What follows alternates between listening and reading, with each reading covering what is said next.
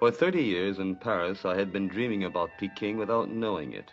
In my imagination, I could still see an illustration from a book I had looked at in my childhood, without knowing exactly what it referred to. It was, in fact, a scene at the gates of Peking, the avenue leading to the tombs of the Ming emperors. Then one fine day, here I was. It's not very often that one can step into a picture belonging to one's childhood. Yet here I am on this Ming Avenue with the Ming camels like trussed chickens in their immobility, the Ming warriors, those unknown soldiers, the horses, the life-size Ming elephants, all sorts of animals 2 by 2 placed there to guide the traveler with no possibility of error to the precise spot where in fact the Ming emperors are not buried. Where they're buried, that's their own affair. A triumphal arch on a road leading nowhere that might well be the symbol of China. It's dawn. The gates of Peking are still draped in mist, as if the whole city were just coming out of a steam bath.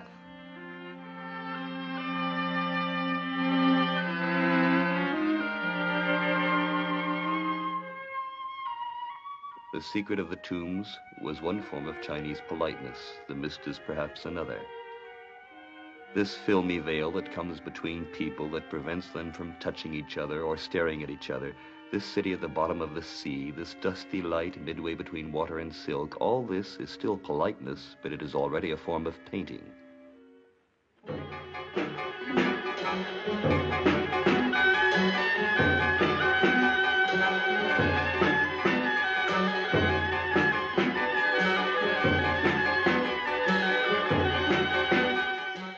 No, this is not an absent-minded surgeon. It's a townsman protecting himself against the dust, until there are brick buildings and barriers to take over the job. For the revolution was directed against the capitalists, but also against dust, disease, and flies. The result is that one still finds capitalists in China, but there are no more flies.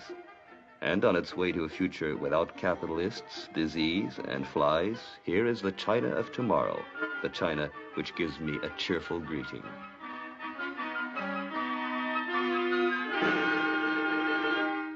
In the park where the China of tomorrow has led me, a Pekingese of today is doing his physical exercise. Here the traditional sword takes the place of the Western dumbbells. The sword calls for more skill than the dumbbells, for with the same movement of the wrist you have to whirl both something heavy, the sword, and something light, the silk tassel with its pom-poms.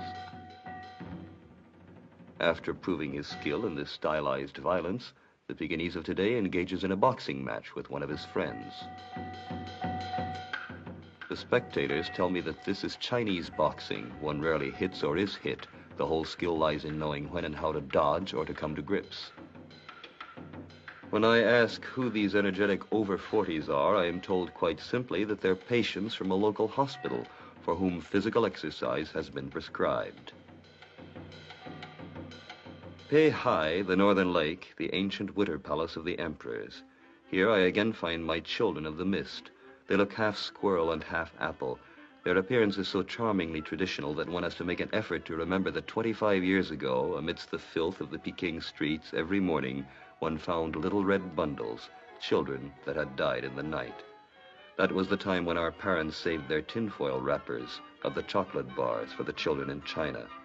I can't delude myself into believing that our silver paper was of much help, but after all, for a Western conscience, there is something satisfying in the thought that one at least of these young athletes, lean as cats, may owe his existence to our mother's chocolate.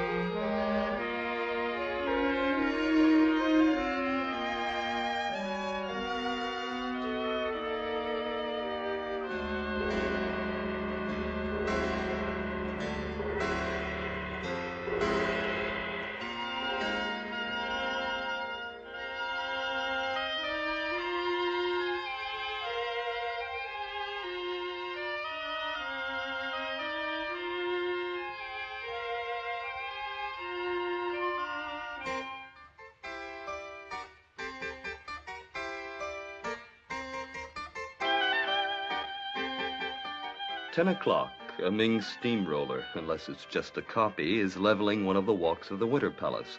It's time to take a pedicab. those contraptions that have replaced the rickshaw and mingled with the hustle of the Chinese town. The Chinese town, that is to say, the suburb that more or less escaped the geometrical planning imposed by the Mongol conquerors. With its streamers, its signboards, and all the paraphernalia of incomprehensible publicity, this is the China of the movies. You'd expect to see Humphrey Bogart in a white suit coming out of an opium den, but there are no more opium dens, and lovers of the picturesque can always turn back to those fragments of old China that the flow of modern life still carries along with it. The price of modernism does not seem so high when we see the harsh price of the picturesque. For instance, this woman with deformed feet, a survival of the days of the Empire. Through Taitsing Men, the gate of purity, we move from one city to another, from the Chinese town to the Tartar town. This is regularly arranged in squares enclosing the imperial palace. It's less commercial than the Chinese city, though its outer avenues are in permanent use as a market, and beyond these there is a third city, the town that is being built, the Peking of 2000 AD. With the labor of Newland man, it is arising, a Peking which fortunately does not owe much to European forms of architecture. It is a Peking where the blend of tradition and novelty is symbolized by the presence at the top of modern buildings of something like hereditary mannerism, the four upturned corners of a Tartar tent. It is in this model district that we've come to see a model school with its model little girls who are playing or doing practical work in the fresh air. A class in the open air, a class to delight Giraudoux, where retorts and blast furnaces become the most delightful things in the world, and where meteorology is studied side by side with crochet work. I'm ashamed to confess that I interrupted the march of history for a moment, and by showing the class a picture book from France, caused general confusion. But the book is written in French, and the sight of all of these queer symbols gives the young Chinese, I am told, all the thrills of the exotic.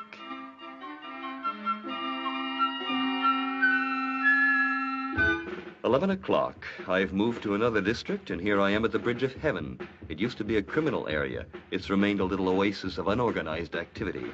It used to be the Court of Miracles. Now it's a fair."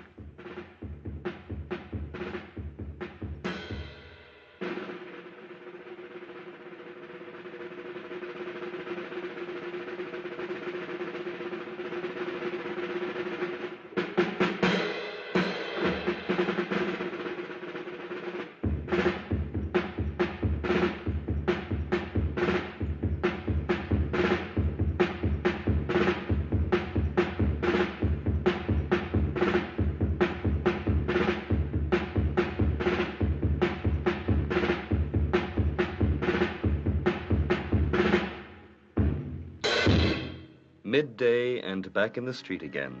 The policeman does not blow a whistle. That would not be polite. He addresses pedestrians and cyclists in terms that, though vigorous, are always grammatically correct. The children's bus which takes youngsters to school or to the park.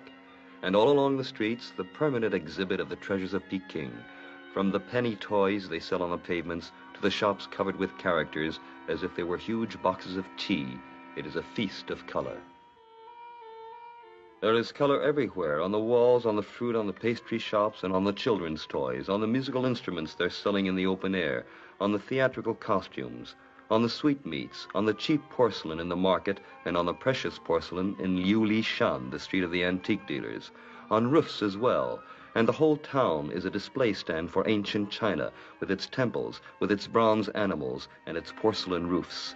This is no longer the China of the movies. It's the China of Jules Verne's, of Marco Polo, and in this forbidden city, the golden center where the old imperial spider wove her web, in this forbidden city, now a museum close to the still white Peking Cathedral, threatened symbolically by the horns of pagodas, one's imagination is caught up in history. One dreams of a fabulous China with a past more remote than the concealed faces of the moon, revealed only by the roosters crowing in the night and the she-lions staring at the sun. One thinks of the troops of Genghis Khan penetrating the passes of the mountain edged by the Great Wall, that masterpiece of the Chinese emperors, a Maginot Line 1,600 miles long and just about as useless. The horsemen descending on the plains and giving it over to their Tartar steeds, the Tartar steeds with soulful eyes like those of girls. The ancient Peking destroyed and transformed into a Mongol sub-district. the grandson of the conqueror Kublai Khan, rebuilding the capital and imposing upon it an order that would endure for 7 centuries, and sowing in his palaces a blue flower that grows only in Mongolia to assuage the homesickness of his troops, and the weariness of the conquerors, their inability to impose order on this vast mass, and the beginning of an era of legendary wars that still resound through the Peking Opera House today.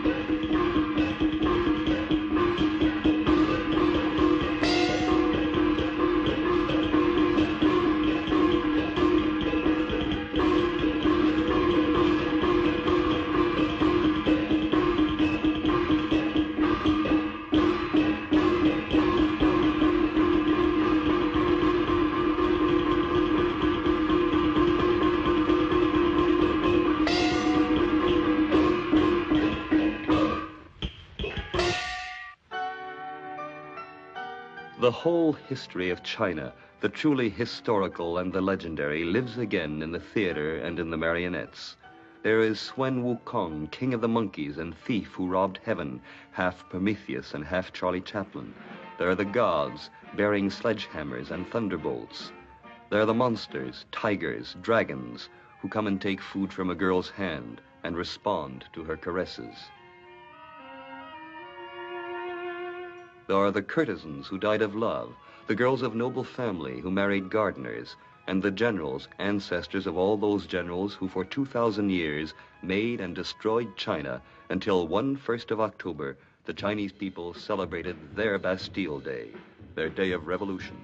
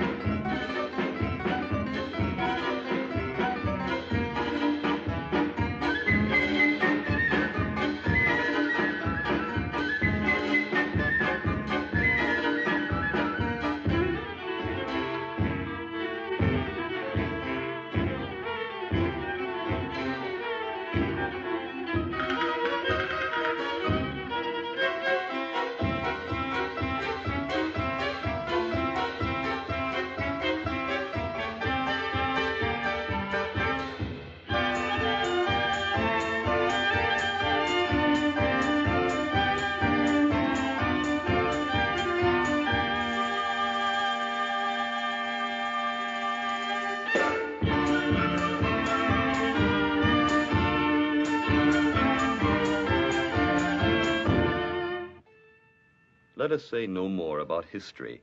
In the gardens during the afternoon, history goes on. So long shut away behind its symbols, China is now called upon to reveal itself, and we are required to understand these sensitive faces, these men, these women, these children, with whom we shall have to share history as we shall have to share our daily bread.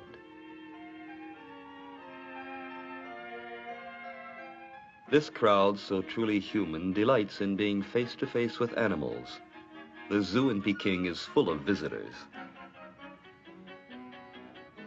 Here is this crowd like a broad blue river with its pairs of lovers chatting tenderly about the 5-year plan.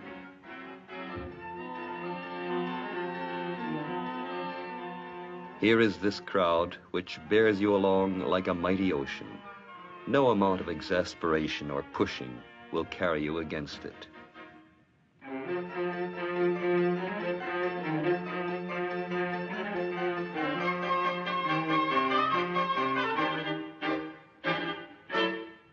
Around this bear, children are dancing to a little tune that will stay with me until the end of the afternoon.